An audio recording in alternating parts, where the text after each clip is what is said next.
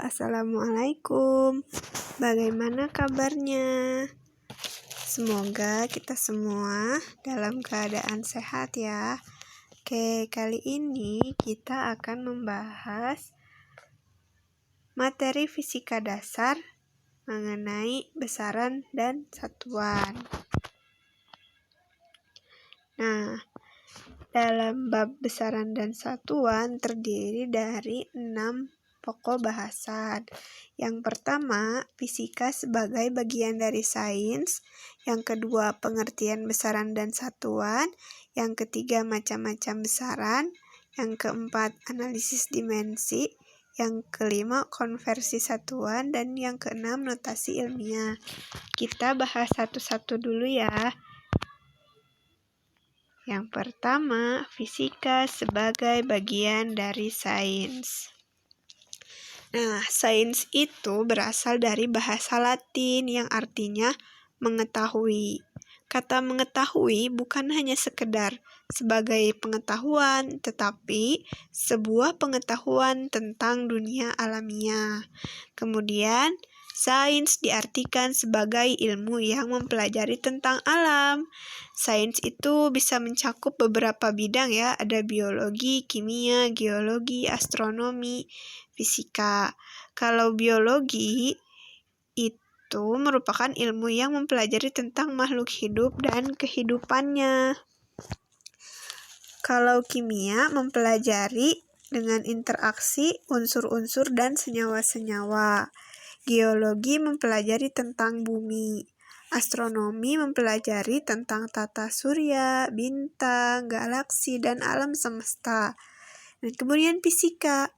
Fisika sebagai ilmu pengetahuan itu berkaitan dengan gejala-gejala alam yang dinyatakan dalam zat dan energi, dengan hukum-hukum yang mengatur gerakan partikel dan gelombang, kemudian dengan interaksi antar partikel, dengan sifat-sifat antar molekul, atom dan inti atom, dan dengan sistem berskala besar seperti gas, zat cair, dan zat padat.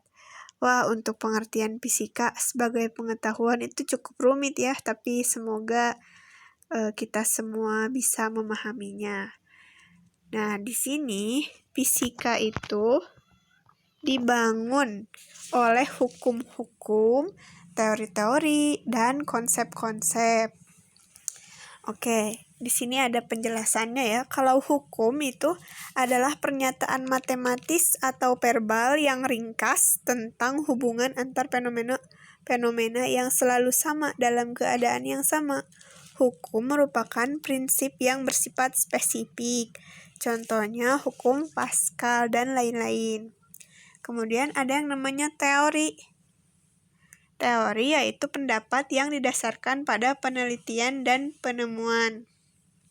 Kemudian didukung oleh data dan argumentasi yang mampu menghasilkan fakta berdasarkan ilmu pasti, logika dan metodologi, dan argumentasi. Contohnya ada teori atom dan lain sebagainya.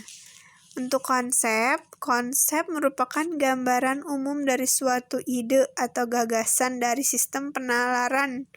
Contohnya konsep gelombang dan lain sebagainya, masih banyak ya. Dan ada juga yang dinamakan model. Kalau model dari sudut pandang ilmiah itu merupakan semacam analogi atau bayangan mengenai fenomena yang bersangkutan, tetapi dipandang dari hal yang lebih akrab, yang sudah akrab dengan kita. Jadi analogi yang lebih mudah dipahami. Seperti itu. Jadi dalam fisika, konsep memberikan pengertian sesuatu kepada manusia. Hukum memberikan kemudahan kepada manusia untuk memperkirakan sesuatu, dan teori membantu menjelaskan suatu kejadian alam. Nah, fisika itu dibagi menjadi 6 bidang utama. Ini ada mekanika klasik, optik, elektromagnetisme, termodinamika, relativitas, dan mekanika kuantum. masing-masing bagian ini nanti akan dijelaskan lebih dalam pada kuliah-kuliah berikutnya. Nah, untuk secara singkatnya itu, mekanika klasik itu adalah bagian dari ilmu fisika yang mengenai gaya yang bekerja pada benda. Jadi kayak gerak-gerak benda seperti itu.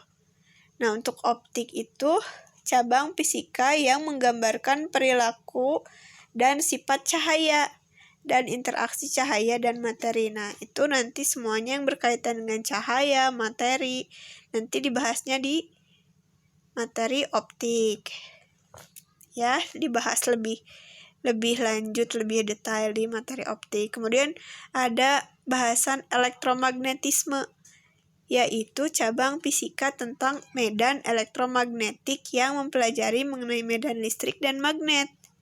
Kemudian ada yang namanya termodinamika. Nah, kalau termodinamika itu suatu konsep mekanika perpindahan energi seperti panas, di mana suatu konsep perpindahan panas adalah panas secara spontan akan berpindah dari temperatur tinggi ke temperatur rendah. Itu secara umumnya ya, termodinamika itu. Tapi termodinamika yang asli itu akan membahas lebih detail lagi, nanti dibahas di cabang termodinamika. Kemudian ada lagi relativitas. Untuk relativitas itu ada relativitas khusus dan relativitas umum. Kedua teori ini diciptakan untuk menjelaskan bahwa gelombang elektromagnetik tidak sesuai dengan gerak Newton. Dan kemudian ada mekanika kuantum, merupakan cabang dasar ilmu fisika yang menggantikan mekanika klasik dan bagian dari teori medan kuantum. Umumnya yang bersama relativitas umum merupakan satu pilar fisika modern. Nanti ini akan dibahas lagi ke lebih dalam di fisika lanjutan ya, ada fisika inti, fisika modern. Nah, seperti itu untuk bahasan kali ini. Cukup sampai di sini. Kita akan bahas untuk subbab berikutnya di video selanjutnya. Sampai jumpa.